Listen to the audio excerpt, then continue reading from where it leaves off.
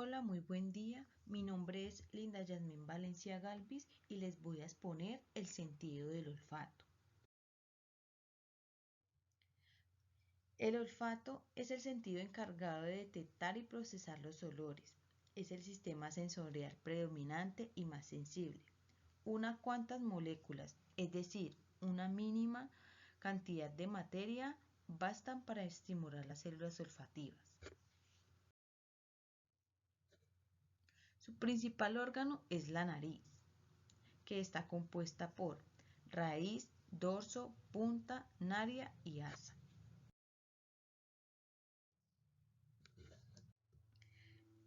Las partes del sentido del olfato son la cavidad nasal. Esta zona se encuentra recubierta por una membrana mucosa que ayuda a que la nariz esté húmeda.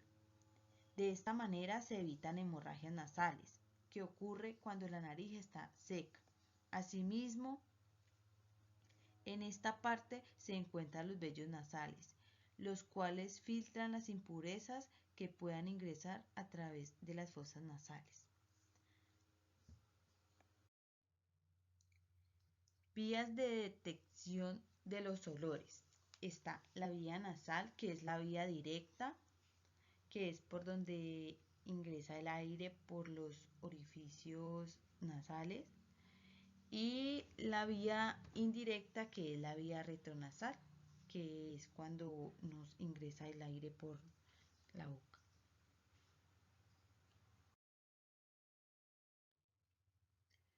¿Cómo funciona la olfacción? Bueno, el aire ingresa por el orificio nasal, por los dos orificios nasales, llegando a las fosas nasales. De allí se desplaza a la pituitaria amarilla. De la pituitaria amarilla hay unos pelitos que se encargan, que es llamados cilios, que se encargan de llevar la información al nervio olfativo. El nervio olfativo está formado por neuronas y estas están conectadas al mundo exterior y al cerebro. Una información importante se refiere al bulbo olfatorio porque conecta directamente con el sistema límbico. El sistema límbico es lo que lo asociamos con sentimientos y emociones, es lo que llamamos la memoria olfativa. Los trastornos del sentido del olfato. Anosmia, que es la ausencia del sentido del olfato, es la incapacidad para detectar olores. En raras ocasiones se puede nacer sin el sentido del olfato. La hiposmia. Hiposmia es una reducción en la capacidad para detectar olores. La hiperosmia es lo contrario a la hiposmia. Es cuando percibimos el olor, ya se puede decir que exageradamente. Parosmia es un cambio en la percepción normal de los olores. Por ejemplo, cuando se distorsiona el olor o cuando normalmente te agrada algo y de repente se vuelve desagradable. La fantosmia es la sensación de percibir un olor en que en realidad no está presente. ¿Qué causa los trastornos del olfato? La exposición a ciertos productos químicos como insecticidas y solventes, varios medicamentos incluyendo algunos antibióticos y antihistamínicos comunes, la radiación y la exposición al humo. ¿Cómo se diagnostican los trastornos del olfato? Los trastornos del olfato son diagnosticados por un otorrinolaringólogo, que es un médico especialista en oído, nariz, garganta, cabeza y cuello.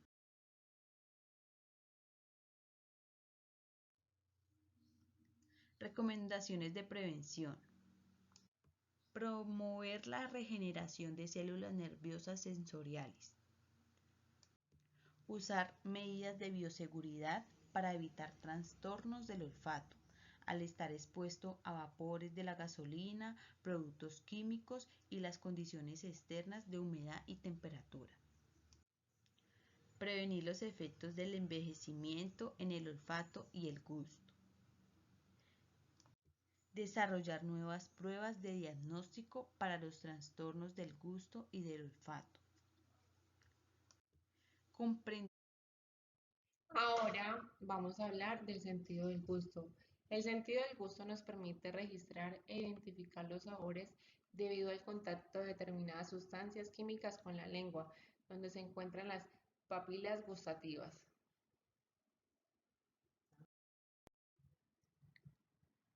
Ahora vamos a hablar de la anatomía del sentido del gusto. Las partes son la epiglotis, la amígdala, las papilas foliadas, las papilas caliciformes, las papilas fungiformes, las papilas filiformes. Los receptores químicos para el sentido del gusto se llaman botones gustativos. Son estructuras ovoides que miden de 50 a 70 micrómetros. Cada uno de ellos está formado por células de soporte y células ciliadas y actúan como quimiorreceptores que responden a las sustancias disueltas en los líquidos de la boca. Ahora pasemos a la fisiología del sentido del gusto.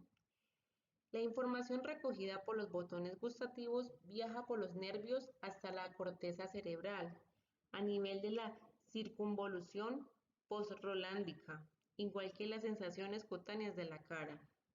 La lengua es el principal órgano del gusto, ya que contiene los receptores gustativos dispersos por toda su superficie. Los distintos receptores aparecen situados en determinadas zonas de la lengua. Como todos sabemos, el ser humano se diferencia de 4 sabores básicos: el dulce, el agrio, el amargo y el salado. Las sensaciones amargas se aprecian en la parte posterior de la lengua, las agrias a lo largo de los bordes, las dulces en la punta y las saladas en la parte anterior del dorso. Las patologías del gusto son las siguientes. Estas son las más comunes asociadas al sentido del gusto en la salud ocupacional. Encontramos la glositis. ¿Qué es la glositis? Y es una inflamación de la lengua. Existen diversos tipos, la mayoría de los cuales provocan alteraciones en el sentido del gusto. Pasemos a la glositis atrófica. Produce lengua roja, dolorosa, brillante y lisa que observa en las anemias. Ahora, la glositis de Hunter aparece en la anemia perniciosa y en este caso se acompaña de pérdida parcial del sentido del gusto y la sensación de quemazón. La glosofitía. La lengua pseudonegra producida por una infección por hongos en la que los micelios forman filamentos que semejan a los pelos. En la lengua aparece una neoformación neopordusca de las papilas filiformes.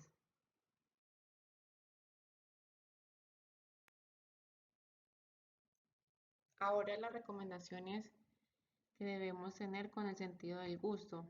No consumir bebidas alcohólicas ni cigarrillos, ya que estos son irritantes. No abusar en el uso de condimentos artificiales en las comidas. No consumir mucho alimento irritante para nuestro sentido del gusto. Un buen cepillado que incluya el cepillado de la lengua siempre que sea cuidadoso al hacerlo. Ahora hablemos del sentido del tacto. El sentido del tacto se localiza en la piel y en ella encontramos los diferentes receptores. Hay 4 sentidos cutáneos: tacto presión. La presión es el tacto sostenido, frío, calor y dolor.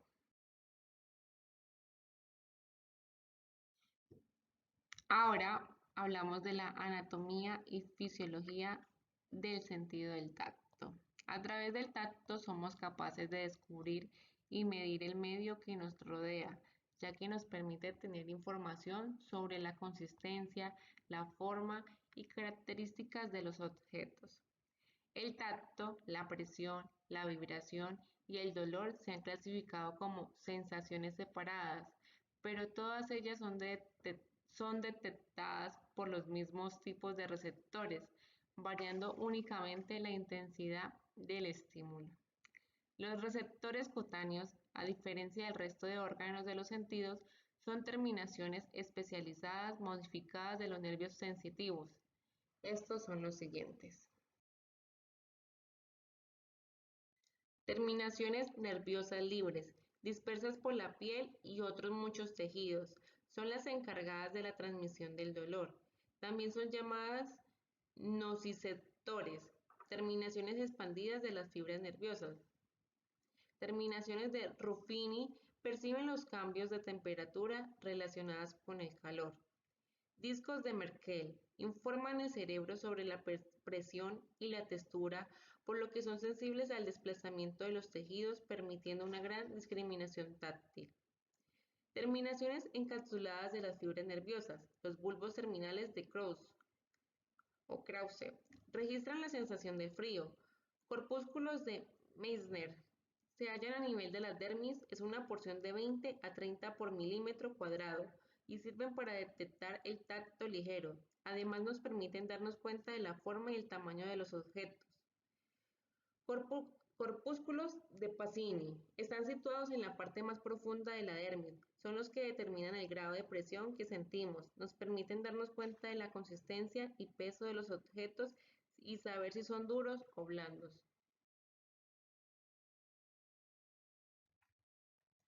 Las patologías del tacto. La ocupación de las personas es indiscutible el factor de riesgo para la aparición o agravamiento de muchas dermatosis, por lo cual siempre debe ser tenida en cuenta. No suele tratarse de patologías de origen excluyentemente laboral, pero dicho factor interviene como determinante de la enfermedad. La dermatitis por contacto irritativa. A diferencia de aquellas de naturaleza alérgica, se trata de dermatitis con fisiopatología y cuadro clínico variado, debido principalmente a las características físico-químicas de las sustancias implicadas, a la susceptibilidad individual y a factores medioambientales que facilitan su aparición.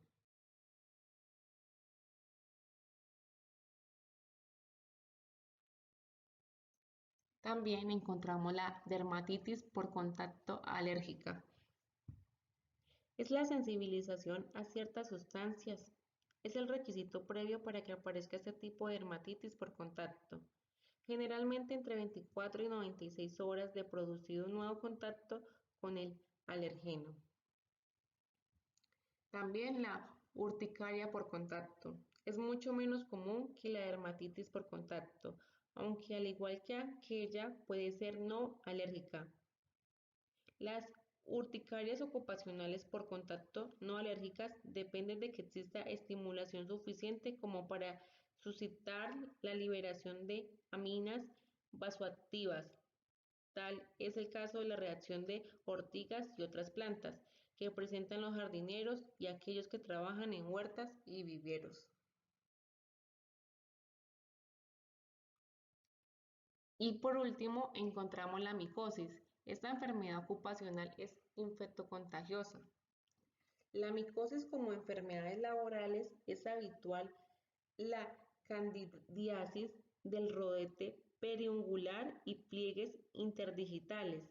También suele serlo lo anitsis tricofítica, el calor, la humedad y la oclusión facilitan su instalación. Bueno, ahora les vamos a hablar sobre el cuidado del oído. ¿Qué es el oído? Es un órgano muy sensible, muy avanzado. Sensible porque tiene que captar todos los impulsos sonoros que hayan en nuestro alrededor, en nuestro medio ambiente, y muy avanzado porque se encarga de transformar esas ondas sonoras en impulsos eléctricos y esos impulsos eléctricos transportarlos al cerebro, en el que vamos a poder entender qué es lo que las demás personas quieren decir o qué es lo que hay en nuestro alrededor. Ahora, ¿cuáles son sus funciones del oído? Son dos funciones, pero la principal es detectar los sonidos que transmiten los sonidos y los convierte en impulsos eléctricos. Ahí en la imagen nos puede observar cómo entran las ondas sonoras por el conducto auditivo y lo convierte en los impulsos eléctricos. Ahora vamos a ver cuáles son las partes de este sentido. La primera parte es el oído externo. Está compuesto por lo que nosotros llamamos oreja, que es lo que podemos ver, y por el conducto auditivo, que lleva hasta el tímpano. Hasta esta membrana es tan sensible y hasta allí llega el oído externo. Luego del oído externo tenemos el oído medio. Es el responsable de filtrar y amplificar los sonidos que, que, que captamos. Para eso se tienen los órganos especializados como son el martillo, el, el yunque y el estribo. El oído medio está formado y se encuentra desde el tímpano hasta la vena oval. Luego tenemos el oído interno, que se encuentra en tres órganos muy importantes, dos órganos y un nervio en realidad.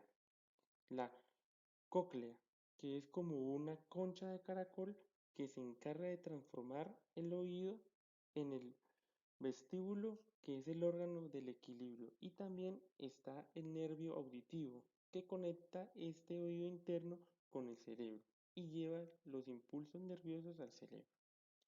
El tímpano es muy delicado, es una membrana muscular que mide más o menos de 8 a 10 milímetros y que vibra con las ondas sonoras.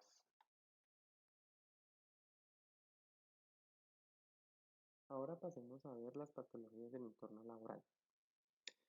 El tinnitus. Los tinnitus o acúfenos son un fenómeno perceptivo que consiste en notar golpes o sonidos en el oído que no proceden de ninguna fuente externa. Pueden ser provocados por un gran número de causas, generalmente traumáticas, ser producto de un síntoma de taponamiento de los oídos o del síndrome de Meniere. También pueden ser causados por situaciones de estrés, por ejemplo, por estudio, trabajo, entorno familiar, económico, social o exposición al ruido. Consiste generalmente en zumbidos, si, siseos o campanilleos, o en ocasiones llega a ser tan fuerte que el paciente es incapaz de oír una conversación normal. Mediante estudios electrofisiológicos y de imageología, se han permitido distinguir dos variantes importantes de tinnitus neurosensorial: el periférico, que va de semana a meses de evolución, y el central o crónico, de meses a años de evolución. Bueno, y por último pasemos a las recomendaciones de prevención. Las recomendaciones más importantes para disminuir el riesgo de sordera es aislar fuentes generadas de ruido, como eliminar, sustituir o encerrar, o entre otras cosas. Mantenimiento preventivo de las fuentes generadas al ruido. Mediciones ambientales en lugares de trabajo. Disminuir el tiempo de exposición al ruido y rotar al personal que labora. Establecer pausas activas durante la jornada laboral. Brindar elementos de protección individual, incluso definir qué trabajadores requieren el uso de doble protección. Realizar audiometría de ingreso, periódica y de retiro al personal expuesto. Implementar y desarrollar todas las actividades del sistema de vigilancia. Y por último, epidemiología para conservación auditiva. Cordial saludo, mi nombre es William Steven Yustes, estudiante de Administración y Seguridad de Salud en el Trabajo. Yo voy a hablar sobre el sentido de la vista, su definición, las partes que posee este órgano, las patologías y la solución a cada una de ellas. La vista es un órgano que se encuentra en la cavidad ósea del cráneo llamada órbita. Su parte externa se compone por pestañas, párpados y cejas que sirven para proteger y entren sustancias dentro del mismo manteniéndolo húmedo, limpio y lubricado.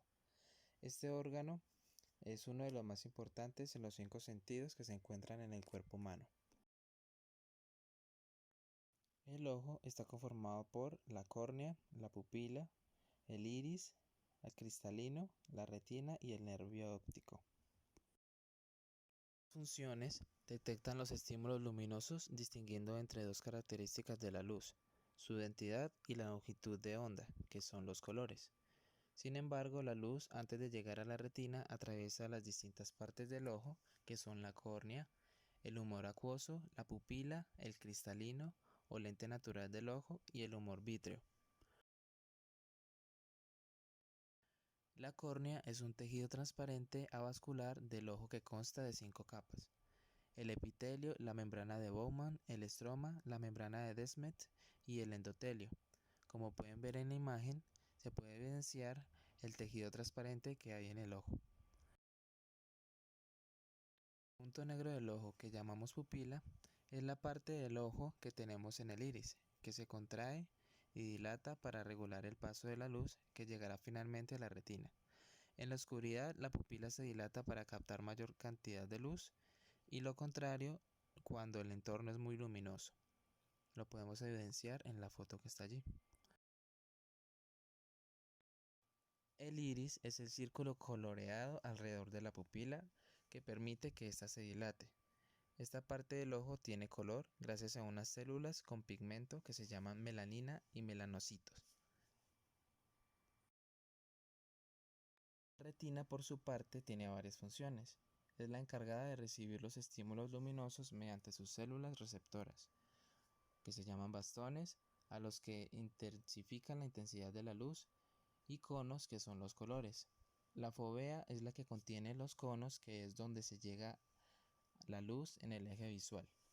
El papel de la retina es fundamental para el sentido de nuestra vista, ya que de ella dependerá cómo llega esa imagen al cerebro, la interpreta y se convierte en la visión que luego vamos a ver. Retina o lente es el lente natural que tiene nuestro ojo y que con el paso del tiempo pierde elasticidad y se opacifica, formándose la catarata. Es el encargado de regular el enfoque permitiendo una mayor o menor nitidez, adaptando su forma de más cóncava o más convexa, gracias a los músculos salientes que posee el ojo. El humor vítreo es el líquido gelatinoso que se encuentra en la mayor parte del globo ocular. Mantiene su forma redonda entre la retina y la parte posterior del cristalino. El nervio óptico es uno de los más importantes en este órgano. Es el encargado de enviar las señales e información del ojo a nuestro cerebro, para ser procesado por la corteza visual, el hipotálamo y el lóbulo occipital. El humor acuoso es el líquido transparente entre la córnea y el cristalino. Su función es mantener de forma convexa la córnea al ejercer presión sobre ella, manteniéndola curviada hacia afuera, como podemos ver en las imágenes que anteriormente se mostraron.